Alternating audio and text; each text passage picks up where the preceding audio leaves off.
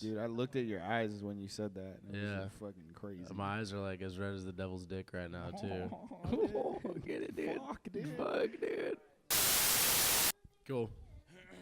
What's up, everyone? Welcome to TV Dinner. Hosted by Tastebreakers and Chairgivers.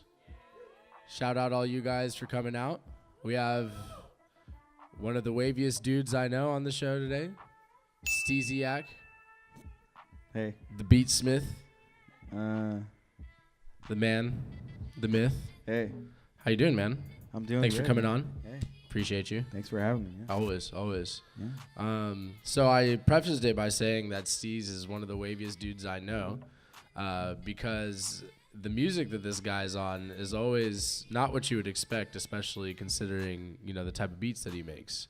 I'll give you an example. Recently, I got put on Mac DeMarco thanks to this guy. I was just talking about him like nonstop for days, and I was like, all right, you know, I'm gonna listen to this dude. Was not expecting it to be what it was. Totally out of left field. And I feel like that kind of describes your music in a sense. So tell me how you just got started with music in general. Damn. So my Wikipedia bio on how I started music, you know, like the first little paragraph when you click on the page.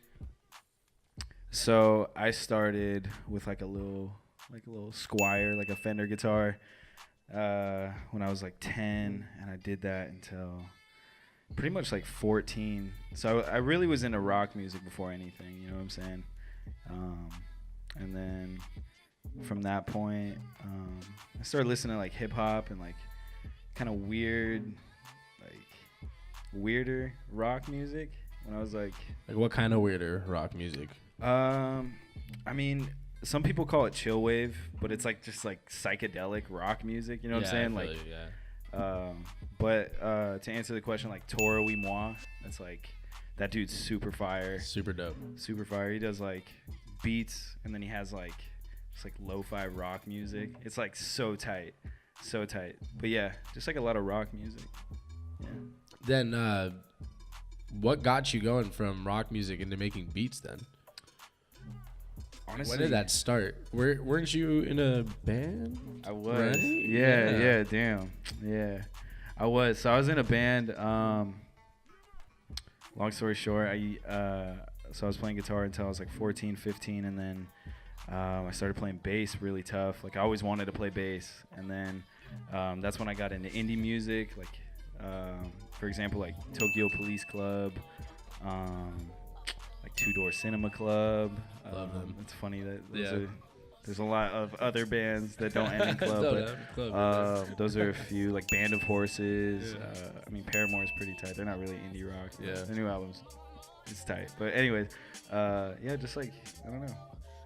I started with like rock music, and then I went into like being in a band. So I was like into like all the like Vans Warped Tour music, you know what I'm saying? Like Take It Back Sunday, Blink-182, and then like and then we started an indie band, and then we kind of did that for like a year, and I don't know, I just wasn't feeling it. I just didn't want to be like, I don't know, like I wasn't that fire at bass. Yeah. And it's like one of those things like you gotta be fire. Yeah, it's like if you're just gonna play an instrument, like you gotta be nasty. Really and like good. bass is like one of those things where it's like, oh, you play bass? Yeah. Like, oh, what's up? Yeah. Like people expect you to like shoot lightning and like slap like on site, and it's like I just know like a couple licks, you know, just to like impress the, like I'm like a little, you know, little act, but yeah. Was it that you got to this point of realization where you're like, I'm not trying to be a bassist forever and I'm gonna start producing now? Absolutely. So I was in a band with there's this guy, his name is Sam Plecker. He plays guitar for this band called Vista Kicks.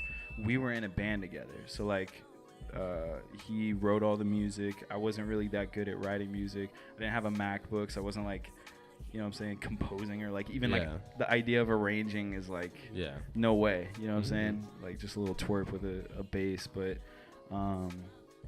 it just pretty much ended up being like I wasn't like a main component. Like I was like just kind of along for the ride. That's how it felt like. And I didn't really know any other way to like express like writing and stuff. So I ended up selling my bass when I was 16. And then I got like a little Akai, like little MPD, like the shit with the square pads. You know what I'm saying? So you like chop up records or whatever. But yeah, so I was like 16. Yeah. And then you just started producing after that. Yeah. Did you start on Ableton? Yeah. That's been just your ride or die since day Ableton, one. since Ableton 8, and then Ableton 9 beta came out. Dope. And then I've been on that shit. Been on that. Just, nah, not even. So what kind of stuff did you start making when you first started producing? Like how did your sound evolve to the Steez sound that it is now? Like what kind of influenced that? Where'd you start off?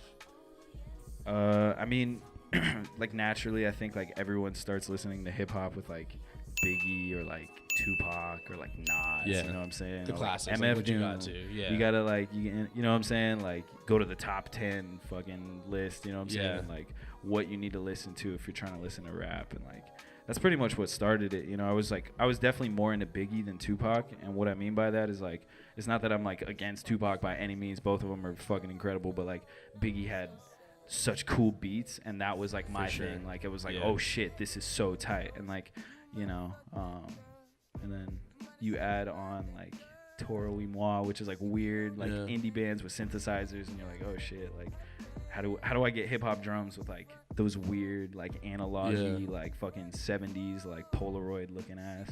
Yeah. You know what I'm saying? Kind of shit. I don't know if I answered your question. No, that answers the question. So that's kind of where it started, was just like hip hop, and then I was like trying to do like, I was always into weird sounds. You know what I'm saying? Like that foundation was always there. Definitely. When did you start performing, and how did you start like solo? Because you obviously probably did it with the band. I don't know if you did, but when did you first start performing, and how were you doing it? Were you always rocking in the APC, or like what did you first do your first performance? Yeah, I started with the APC. The APC 40. I don't have it with me, which is kind of funny. I was like, fuck it, I don't need it. Because you're doing something a little different tonight. You know what I'm saying? A little, so, you know, little we got intimate. something special for later. Little song. Yeah. But yeah, no, the APC's sick. It looks like a spaceship. Yeah. And it has all these buttons on it, and it makes me look way cooler than I actually am. Yeah. People are like, damn, this shit's crazy. And it's just like I'm just there's 8 buttons that I assigned. You know what I'm saying? All the other ones aren't even like. I'm just like, yeah, this shit's crazy. Yeah. But no, you're right. Yeah, it's so the same thing with like DJing, really. You know? Yeah, you know. Yeah, you're just twisting a couple knobs, you know, choosing a couple tracks. Yeah, you're just having fun. At the end of the day, you're having fun. But no, I started with the APC, and I think like the first legit show was, we threw this house party in Roseville. I'm from Sacramento. And we threw that little shindig, and cops ended up coming. That was kind of funny. And not a party until the cops showed up. It was very interesting. But cops came in and they were like, "Yo, like this is a noise complaint. This is complaint. This is fake news. You gotta shut this party down. This shit is too crazy. Why didn't you tell us?" Wild. But yeah, no. So, anyways, cops came, and like that was my first like taste of a performance, was just DJing a house party. So that's kind of the foundation, is just having this like fun kind of bounce. I know exactly what you mean. Yeah. And I got that vibe. I mean, the first time that I met you, I think that you were rocking in this living room, actually, just rocking the APC. You were dropping some shit I hadn't heard. I was asking you like for your set list. Dude, I remember that. That might have been like the first or second time we met. I think you had a yellow jersey on. Perhaps. I swear. Yeah. I swear. It was hot. It was hot. I wouldn't be surprised. That was weird. Yeah. That's kind of... It was definitely it's here. Flattering, I suppose. I remember it. Yeah. Something. But State. Yeah, no, I mean, you definitely have that feel when you perform. You could tell that you're always into it no matter the situation. You're always feeling the music that you're playing. I always have respect for that. I think that as a performer, as an artist, DJ, whatever, if you're not feeling your own shit, you can't expect the crowd to feel you, you know? Hell yeah. So I think you rock that super well. Thanks. Wow. So this past awesome event with the gentle ladies, shout out you ladies. I saw you do something that I'd never seen you do before, and that's what you're gonna be performing for us later. It's a similar vein. True. This is a 2-part question.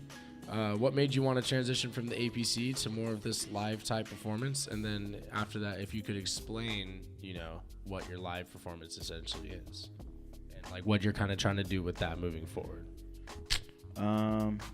I would say, I would say the first part is, I have such an admiration and respect for the DJ culture, and just people that roll with 1200s, like the old school turntables. You know what I'm saying? And whether or not they have real vinyl or the control vinyl, I always had such an appreciation for that. So that's why I'm kind of steering away from the APCs, because I really want to DJ doing that, but like, you know, I'm gonna buy that shit. Yeah, definitely. So then you add that on top of, like I said, like just the rock band vibe where they fucking play music and then, like, you know what I'm saying, fucking people clap at the end of the song, you know what I'm saying? And you say hi and then fucking throw a beer or some shit, I don't know. And then it's just fun times, you know? So I really do like that intimacy where you're just like, you play a song and then it's just a great time, you know? Yeah. But so I really want to change it towards like kind of just like a performance. Yeah. So what would your ideal live set when you're touring or performing, what would it look like? Dude, fuck. If I could just get like a dope guitar pedal situation where there's like fucking some cool effects, loopers, and like maybe a couple instruments. Yeah. You know, and then you know, just some more keyboards, kind of just that thing, and then just more weird sounds like drums and shit. Yeah. Band vibes. If I could have 5 people play live with me, that would be so sick. That would be super sick. That would be really cool. But you know, just making the beats for now. Yeah, just making the beats. What can we expect from you for the rest of the year? What do you got cooking up? I'm in phase 1 of creating a lot of music right now to put on something and sell and put it out, and you can listen to it on multiple things. Dope. I saw you're out here on Spotify now. Yeah. Spotify gang. We out here. I saw you as well. With that verified check. Blue check boys. Hey, blue check boys. All the friends. I think I have like 12 followers. Yeah, same. They gave me a blue check. They and just I was like, let's go. If you just take the initiative to claim your Spotify page, they give you a check now, you know? Yeah, so I'm down. Hey, but you know, that's a step, at least. It is what it is, you know? You know? You got a blue check, man. Yeah. It's like, motherfucker, you ain't got that. Well, you do, but someone doesn't, and they're hating. You know?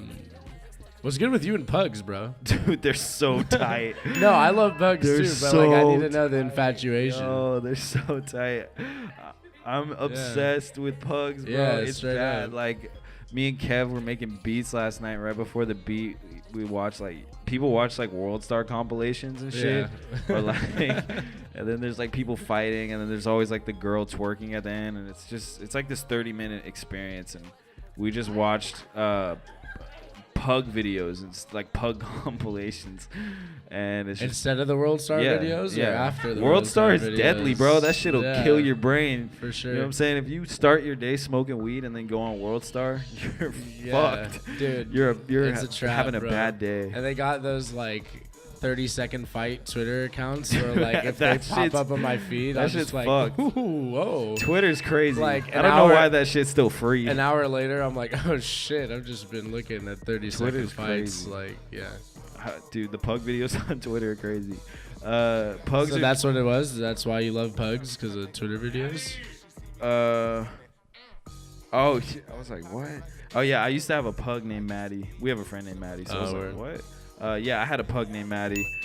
She was about 13 years old. Wow. Beautiful soul, great lady. R.I.P. She's R.I.P. Rest in peace. But it's it's all good. Yeah. We out here, you know what I'm saying, cooking away. There was a time though. Just imagine this. You know, imagine how great pugs are, right? You're like, oh shit, this dog, this dog is epic. Just when you look at a pug, you're like, damn, you're living. Right? So you take any that dog really, I feel like. For sure. Even like Mojo, like Lil Pump. Mojo lives it up. He's living. Yeah, he's living, but he runs it. You know what I'm saying? So that's the idea, is like these pugs are just fucking living. Like even like homeless pugs, bro. They're living. Exactly. When have you ever seen a homeless pug?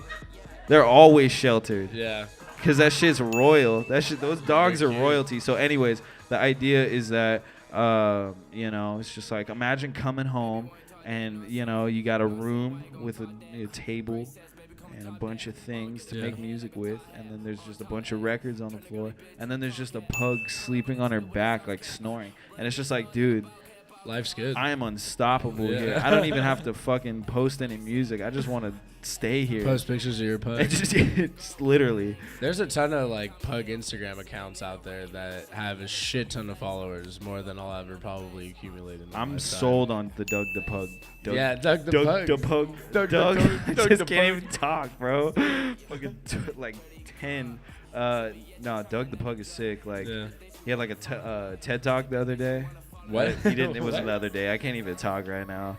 I'm supposed to play music soon. This is fucked. But no, he had a TED Talk, and it was like his owner basically like, yeah, like, fuck, y'all love my dog. This is what happened. You know what I'm saying? And like, yeah. So I'm so sold on the Doug the Pug brand that I like screenshotted a picture of like the owner and Doug the Pug like when he was like a puppy. Yo, this dog's like 4 years old. It's like. Real talk, I just like screenshotted like a picture of like someone holding a dog. It's like, it's fucking weird. I don't know. I fucking love pugs, bro. It's hey like, man, they're it'll tight. have to be part of your live performance later down the Dude, road. yo, Sublime Steeziak had and dogs. Friends with dogs, with pugs. Damn, Yeah, Steeziak with pugs. Yeah. Bet. It's coming. But for tonight, we just have Steeziak. The pugs will come later. True. Yo, thanks for coming out again, man. Dude, really thanks for appreciate having it. Really stoked to see what you have cooking up for us. Shout out the awesome team. Yeah. Shout out the gentle ladies. Shout out caregivers. Shout out everyone that's here. Appreciate y'all. Love y'all. Shout out Dave. Shout out J-Mo for cooking. Those tacos, Shout out Nady. man. We miss you. We got tacos tonight. They were fire. I'm about to go probably have another one. Dude, they were so Let's good. do this, man.